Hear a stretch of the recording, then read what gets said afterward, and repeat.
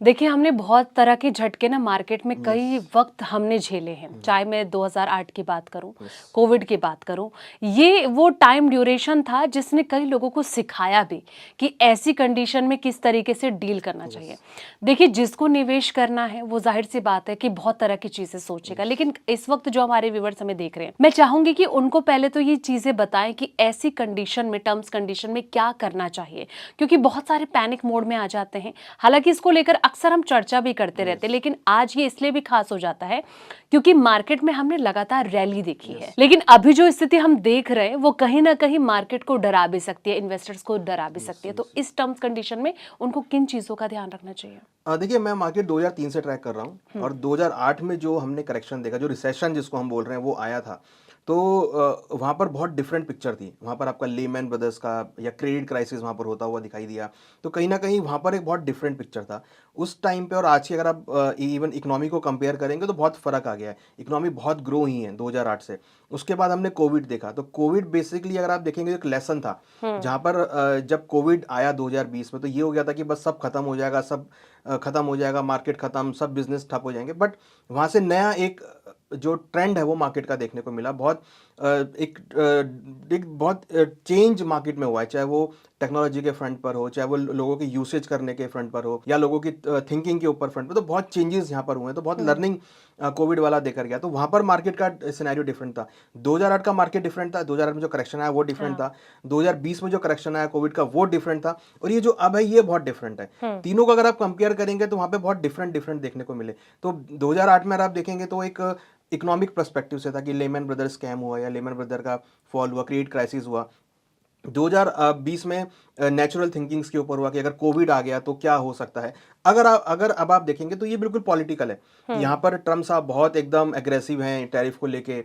वो चाह रहे हैं कि आप बाकी देशों से पैसा इकट्ठा कर लो टैरिफ के जरिए और अपनी इकोनॉमी को स्ट्रांग बना लो। बट उन्हें ये नहीं समझ में आ रहा है या ये नहीं पता या वो ये आइडिया नहीं लगा पा रहे या वो ये नहीं सोच रहे हैं कि इसका जो असर है वो क्या होगा। उसका असर क्या हो रहा है कि इंडिया, चाइना, रशिया आपस में मिल गए हैं हुँ, और अब कहीं न कहीं अब ट्रम्प साहब को लग रहा है कि ये क्या हुआ है और ये बहुत अलग एक सिनेरियो पिक्चर बन गई है। तो हुँ, देखिए, अब एक रास्ता बंद होता है तो 4 रास्ते खुलते हैं, तो इंडिया के लिए 4 रास्ते खुल गए हैं। हाँ, तो ऐसी कंडीशन में जो मार्केट है वो एक नया लेसन दिखाती है कि भई आपको क्या ट्रेड करना है। हुँ, तो अब ये जो लेसन आया है ये बहुत नया लेसन है कि अगर आगे कभी क्रेडिट क्राइसिस, आगे कभी अगर टैरिफ इशू होता है या हुँ, आगे अगर कुछ पॉलिटिकल अनसर्टेनिटी होती है तो ये कि आपके पास और रास्ते हैं कि आप बाकी देशों से बात करके, हुँ, बाकी नेशंस के साथ संधि करके आप अपना बिजनेस को बढ़ा सकते हैं। तो हुँ, ये एक लर्निंग वाला फेस है जो कि सभी के लिए लर्निंग है, चाहे वो इंडिया हो, चाहे रशिया हो, चाहे चाइना हो, चाहे यूएस हो, कि जो आपके पड़ोसी देश हैं, जो आपके बिल्कुल नियर डियर है, उनसे आप जो है आपके जो मैत्री संबंध है वो अच्छे होने चाहिए। क्योंकि जो दूर बैठा है वो कुछ भी कर सकता है, बट अगर हाँ, आपके आसपास के संबंध अच्छे हैं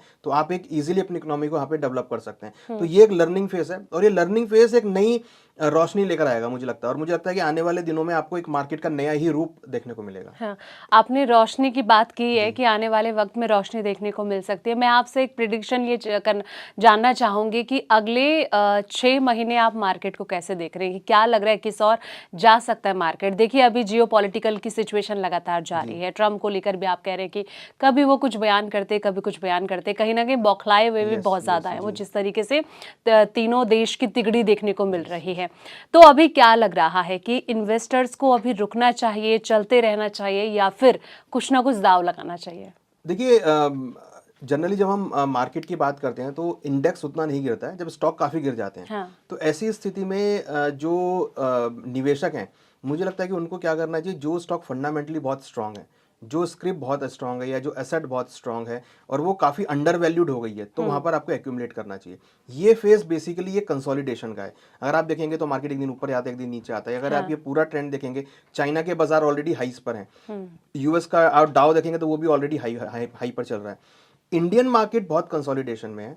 इंडियन मार्केट में एफपीआईज़ का जो रोल है वो उतना नहीं आ पा रहा है। डीआईज़ ने काफ़ी हद तक मार्केट को सँभाला है। हाँ। तो ये एफआईआईज़ का जो इन्वेस्टमेंट है वो आना भी बाकी है। वो आएगा हुँ, तो मार्केट में अच्छा खासा बूम देखने को मिलेगा। फिलहाल ये जो मार्केट है मुझे लगता है कि इन्वेस्टर को थोड़ा कंसोलिडेशन में आना चाहिए कि भई आपको जो स्टॉक आपके पास हैं वो एवरेज करने के लिए आप ले सकते हैं। हुँ, जो स्टॉक अंडर वैल्यूड है उसको आप ले सकते हो। जो स्टॉक फंडामेंटली स्ट्रांग है उसको आप देख सकते हो। जिनका बिजनेस एक्सपेंशन है वो आप देख सकते हो। अभी रिसेंटली हमने जीएसटी रिफॉर्म्स देखे हैं। हुँ, तो जिन सेक्टर पे जीएसटी रिफॉर्म हुआ है उन सेक्टर्स में आप मोमेंटम देख सकते हो, क्या भविष्य आपको लग रहा है, क्योंकि देखिए आज के टाइम में डाटा बहुत अवेलेबल है, न्यूज़ बहुत अवेलेबल है, आप इजीली चेक कर सकते हो कि बाकी जो देश है वो क्या सोच रहे हैं। अगर हम देखें तो कहीं ना कहीं अब देखिए एक एग्जांपल है कि क्रूड की डिमांड कम क्यों हुई है, क्योंकि क्रूड की डिमांड कम इसलिए हुई है क्योंकि लोगों ने अब ईवी पे शिफ्ट हो गए हैं। तो ये कि फ्यूचर पर्सपेक्टिव है कि आगे चलकर हो सकता है कि आपको ईवी जो इलेक्ट्रॉनिक के उसको इलेक्ट्रिक्स के ऊपर आपकी जो कंपनीज है, जो फैक्ट्री है, वो भी शिफ्ट होती हुई दिखाई दें। तो ईवी का ज़माना है। वहाँ अगर आप देखेंगे तो भारत अब चिप बनाना चालू कर रहा है, तो इसका मतलब कि आगे चलकर चिप की डिमांड बहुत बढ़ सकती है। जीएसटी रिफॉर्म में आप देखिए बहुत सारे गुड्स में आपको जीएसटी का राहत मिली है, तो इसका मतलब कि उसकी डिमांड बढ़ सकती है। तो ऐसे सेक्टर आप आइडिया लगा के चुन सकते हैं और एक लंबी अवधि के लिए कंसोलिडेशन में जा सकते हैं और एक एक्यूमुलेशन जोन में आप धीरे धीरे एक्यूमुलेट कर सकते हैं। चलिए अब फंड पे आते हैं। देखिए अक्सर कमेंट्स यही आते हैं कि कौन सा फंड चुना जाए। ये होता है ना कि जब मार्केट गिरती है तो निवेशक जाहिर सी बात है वो डर भी जाते हैं। आप सोचिए कि नए इन्वेस्टर होते हैं, उनको बहुत तरह से अलग अलग वो राय लेते रहते हैं, चाहे वो फिर कोई चैनल को देख के राय ले, बहुत तरह की चीज़ें देखिए उन्हें मिलती रहती है। कई बार लोग ना गलत जगह पर भी पैसे लगा देते हैं, तो अक्सर इस तरीके के सवाल पूछे जाते हैं कि पैसा कहाँ पर लगाया जाए। देखिए आपने हमेशा, जब भी हमारी बातचीत होती है लाइफ की भी अगर मैं बात करूँ, तो आप हमेशा लॉन्ग टर्म एडवाइस ही करते हैं। लेकिन अभी की सिचुएशन में मैं आपसे ये पूछूं कि शॉर्ट या फिर मिड में अभी दाव लगाया जा सकता है, और अगर दाव लगाया जा सकता है तो इसके टर्म्स कंडीशन क्या होंगे? देखिए मुझे लगता है कि शॉर्ट टर्म 1 साल से अंदर की टर्म होती है और ये जो 6 महीने हैं ये बहुत अच्छे जाने वाले हैं, क्योंकि यहाँ पर आप देखिए फेस्टिवल सीजन है, इंडिया की जीडीपी हम ऑलरेडी देख चुके हैं, डेटा जो है बहुत पॉजिटिव डेटा है। और साथ में जो हमारा इंडिया, चाइना और रशिया के साथ एक मीटिंग हुई है, जो पॉजिटिव एटीट्यूड आया है, वहाँ से आपको बहुत अच्छी सपोर्ट मिलेगा। क्योंकि चाइना जो है, हम चाइना से बहुत सारी चीज़ें इंपोर्ट करते हैं, हम चाइना को बहुत सारी चीज़ें एक्सपोर्ट करते हैं, खाने की चीज़ें भी करते हैं, इलेक्ट्रॉनिक्स के आइटम भी करते हैं, बहुत सारी चीज़ें हैं जो बहुत हमें पता भी नहीं है, वो चीज़ें हम इंपोर्ट एक्सपोर्ट करते हैं। रशिया के साथ हम क्रूड इंपोर्ट करते हैं, 36% हम टोटल क्रूड का हम इंपोर्ट करते हैं। ऐसे में क्रूड का प्राइस ऑलरेडी $60 आ गया है। ऐसे में आपको $3-4 और डिस्काउंट मिल जाए तो ये बहुत अच्छी बात है, क्योंकि आपका फेस्टिवल सीजन है और ऐसे में क्रूड के प्राइस आपको $4 सस्ते मिल रहे हैं। तो ये एक आपका जो करंट अकाउंट डेफिसिट है वो यहाँ पर आपका मेंटेन होता हुआ दिखाई देगा। तो ये अगर मेंटेन होगा तो डेफिनेटली आपका जो इकोनॉमी वो आगे ग्रो करेगी। और आगे 3 महीनों में आरबीआई ने बोला कि जो 3 महीने हैं यहाँ पर आपको भारत में क्रेडिट ग्रोथ बहुत अच्छी देखने को मिलेगी। तो क्रेडिट ग्रोथ आपकी अगर अच्छी होगी तो डेफिनेटली आने वाले वो जो 6 महीने के रिजल्ट्स होंगे वो कंपनीज के बहुत अच्छे आते हुए दिखाई देंगे। तो मुझे लगता है कि शॉर्ट टर्म में आपको एक अच्छी रैली मार्केट में देखने को मिलेगी। मुझे लगता है कि शॉर्ट टर्म में मीन्स अगर हम बात करें, सितंबर में भी हैं, सितंबर से लेकर अगर हम दिसंबर तक बात करें तो ये टाइम बहुत अच्छा रहेगा। देखिए मॉनसून बहुत अच्छा गया इस बार, हालांकि कुछ थोड़ा ओवर हो गया, मगर कहीं ना कहीं ये मॉनसून जो गया ये आने वाले, अगर आप 6 महीने या 1 साल की बात करेंगे, क्योंकि आगे गेहूं की फसल भी आएगी, आगे चावल की फसल भी आने वाली है, राइस धान की फसल आने वाली है, आगे दालों की फसल भी आएगी। तो मॉनसून के लेवल पे बहुत अच्छा मॉनसून किया है और यहाँ पर जो जमीन है वो बहुत उपजाऊ रहेगी। तो आपको पल्सेस के अंदर, एडिबल ऑयल्स के अंदर, ग्रेन के अंदर बहुत अच्छा प्रोडक्शन देखने को मिलेगा। तो उस फ्रंट पे कोई चिंता वाली बात ही नहीं है कि आपको खाने की तरफ कहीं देखना पड़ेगा। तो आपका इन्फ्लेशन बहुत अच्छा होने वाला है, कंट्रोल इन्फ्लेशन रहेगा, महंगाई इन्फ्लेशन कंट्रोल रहेगी और आपकी जो क्रेडिट ग्रोथ है अगर वो बढ़ेगी तो कहीं ना कहीं आपका जो जीडीपी है वो आगे सुधरता हुआ दिखाई देगा। हालांकि तरफ एक चिंता का बात यह है कि जो रुपया आपका थोड़ा सा वीक हो रहा है, बट रुपी वीक होना ये एक्सपोर्टर्स के लिए बहुत अच्छा है। अगर हम कुछ चीज़ें एक्सपोर्ट कर रहे हैं तो हमें वहाँ पर अगर अच्छा दाम मिल रहा है तो मुझे लगता है कि रुपी यहाँ पर वीक होता हुआ दिख रहा है। और कहीं ना कहीं रुपी जो है एक ग्रोइंग इकोनॉमी की निशानी भी है कि अगर आपकी इकोनॉमी ग्रो कर रही है तो इसमें कहीं ना कहीं आपकी जो डिमांड है वो इंक्रीज हो रही है। तो वहाँ पर आपका रुपी थोड़ा सा वीक हो रहा है, जो कि एक एक्सपोर्ट साइड के लिए बहुत अच्छा है। मुझे लगता है कि अगर इंपोर्ट हम एक मैक्सिमम हम क्रूड इंपोर्ट करते हैं, क्रूड अगर हम इंपोर्ट कर रहे हैं और अगर हमें $4-5 का डिस्काउंट मिल भी रहा है तो जो रुपी में वीकनेस आ रही है वो आपकी नलीफाई हो जाती है। तो मुझे लगता नहीं इतना बड़ा इंपैक्ट यहाँ पे देखने को मिलेगा। बट हाँ, जो शॉर्ट टर्म में है मुझे लगता है कि शॉर्ट टर्म बहुत अच्छा जाने वाला है और ऐसे शॉर्ट टर्म में आपको बहुत सारे ऐसे सेक्टर हैं जहाँ पर आपको अच्छी खासी रैली देखने को मिलेगी। लेकिन कई सारे इन्वेस्टर ना ज़्यादातर इसलिए भी आगे जाना चाहते हैं शॉर्ट टर्म और मिड में, क्योंकि वहाँ पे अच्छा रिटर्न, देखिए सबको यही चीज़ है कि इन्वेस्ट करना है तो उसके बदले हमें कई गुना रिटर्न मिले। तो अब लंबा इंतजार कोई करना नहीं चाहेगा। अब मैं भी हूँ तो मैं ये सोचती हूँ कि कुछ प्रॉफिट मुझे हो जाए, बहुत जल्दी आप एंट्री एग्जिट करें। बिल्कुल बिल्कुल। तो उस कंडीशन में क्या चीज उन्हें चूज करनी चाहिए? देखिए बहुत सारे लोग ना इसलिए भी अपना पैसा गवा बैठते हैं क्योंकि वो अच्छे से पढ़ाई नहीं कर पाते और चीजें समझ नहीं पाते, जिस वजह से उन्हें फिर घाटा भी होता ही है। देखिए एक एग्जांपल मैं देना चाहूँगा कि जीएसटी एक हफ्ते पहले 15 अगस्त को अनाउंस हुआ हाँ। कि जीएसटी आने वाला है, तो ऐसे में बहुत सारे स्टॉक चले हैं।